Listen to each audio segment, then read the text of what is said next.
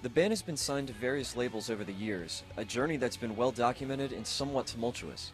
After leaving major label Island, Thursday found a home at Epitaph.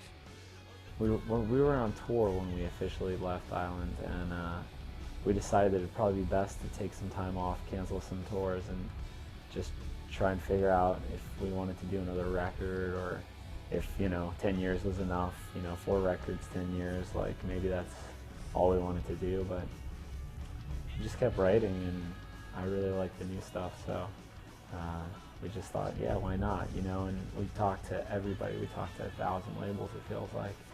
And Epitaph, right from the start, like I've always loved Epitaph, and they just have like the kind of mindset that I do about music. Is it's, you can't make it do one thing or the other. If they like us, then they're gonna get whatever they get, kind of. And they were really into that. They were like, yeah, you guys are Thursday. You don't have to sound like anybody but Thursday.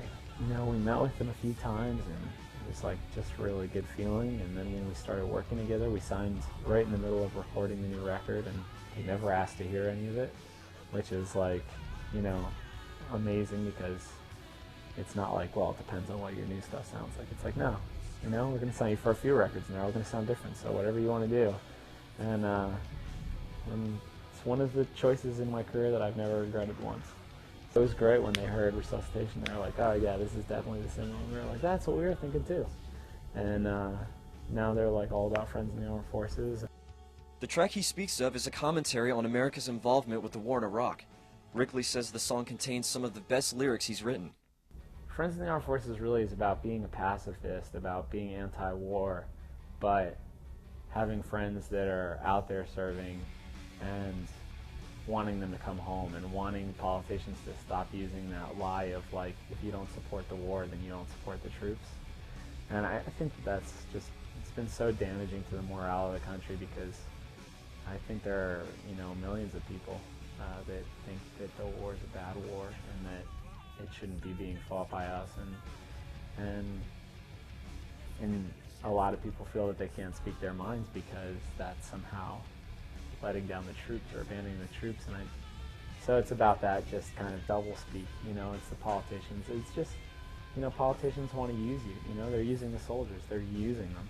You know what I mean? And people can say that I'm not patriotic because I, say end the war, but really it's the politicians who send the troops out into harm's way for something that most of the country doesn't believe in, and then will cut their benefits when they come home. You know what I mean? Like, you can say, for me saying something about the war, for me going to protest for the war, you can say that I'm not patriotic, but I'm a lot more patriotic than the politicians out there that are just using the war to try and gain support. It's, I don't care what anybody says to me, you know what I mean? And I get hate mail all the time from troops saying that, if you guys believed in this country, you wouldn't say that this war is unjust, you know what I mean? And that sucks, because I support them more than their government does sometimes, you know what I mean? Well, as if you're going to be like, oh yeah, oh, my neighbor's kid is out there in the war, yeah, fuck him, you know what I mean? Like, nobody feels that way, you know what I mean? If anything, it's like, wow, I wish this idiot president would figure something out and stop this war so that my neighbor's kid can come home and like be with his family. You know what I mean? But I do have a bunch of friends that are soldiers, and that are like, hey man, the only reason I do this is so that people can speak their minds. Like, that's what freedom means, you know what I mean?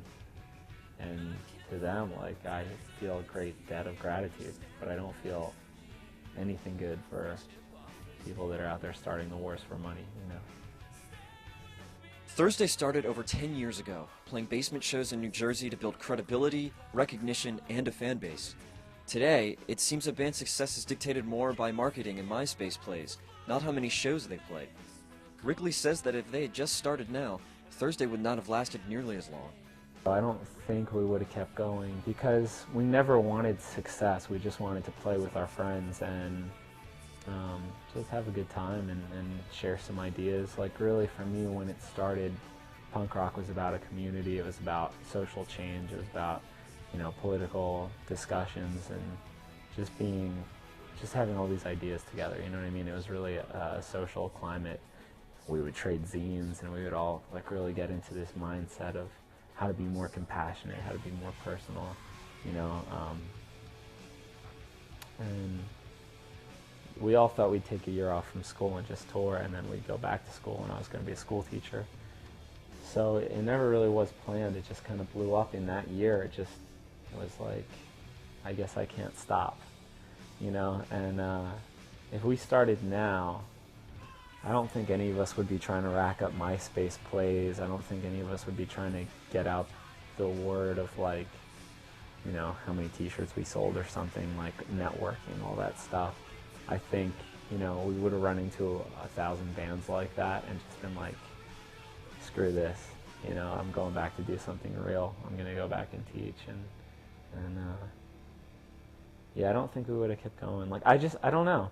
I mean, it's hard to say, but some people say that the reason that things are the way they are is because of bands like Thursday. And so it's kind of hard to think that Thursday wouldn't be able to start in a post-Thursday world, you know. But oh, that's a good question. For now, Wrigley is very content and excited about the future of Thursday.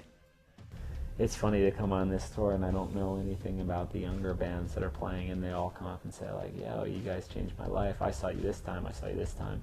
Like, everybody on there has a different story of seeing Thursday, and like, just to be a part of like a younger generation's lives, you know, it's really, I never would have thought of that, you know what I mean? Like, and you know, out of like half the bands that are out there selling platinum records right now, like, they used to come see us, you know what I mean? And it's so weird to have like My Chem and Fall Out Boy like all say they were fans of ours. It's, you know, it's just such a weird thing.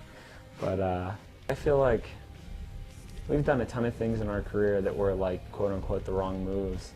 You know what I mean? We could have made more money and made more fans and all that stuff, but I don't know. Like, I feel like I could write a really good hand guide to how to be happy being in a band, you know what I mean? How to just do what you want to do and try not to worry about all the bullshit, you know?